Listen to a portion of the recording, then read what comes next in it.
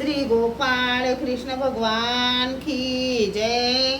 लीळा number 43 चा उर्वरित भाग।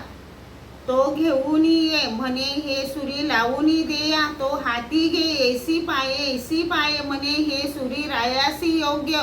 मग तो म्हणे हे आवगी खतेनी खादली असे, आगी आतू घाली जाईल तरी जळोनी जाईल। हिचे दाम चारी घेया, मा मी हिचे इडे खिडे करीन, तो दाम चारी घे मा घेऊन जाय।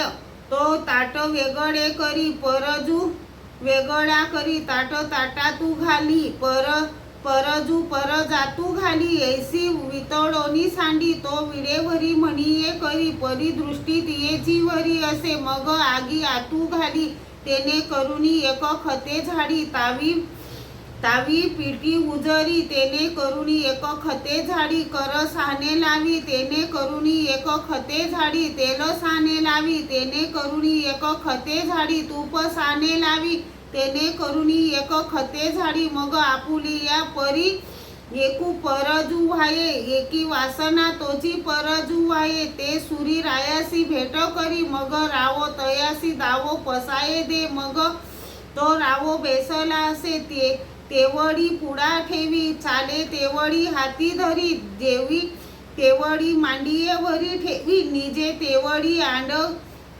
आड वांगी घाली। ऐसा तियेसी केवळाही विसरेना, तसे परमेश्वर जीवास बोध दातृत्व देऊन शब्द अपरोक्ष सामान्य विशेष असे चारी ज्ञान पूर्ण करून ईश्वर स्वरूपी मिळवितात। सुरी स्थानी अधिकार्या जीव, खाती लोहार स्थानी उभयदर्शी अवतार, अग्नीत गरम करून पिटतात त्या स्थानी शब्द ज्ञानातले नित्यविधी निमित्तविधी आचरण्याचे दुःख आणि क्षार लावून घासतात। त्या स्थानी अपरोक्षी कर्मनाशाचा उद्दम तेल लावून घासतात। त्या स्थानी सामान्य मळ नाचण्याचा उदम तूप लावून घासतात। त्या स्थानी विशेष ज्ञानात थोर अयोग्यतेचा नाश करतात। श्री गोपाळ कृष्ण भगवान की जय।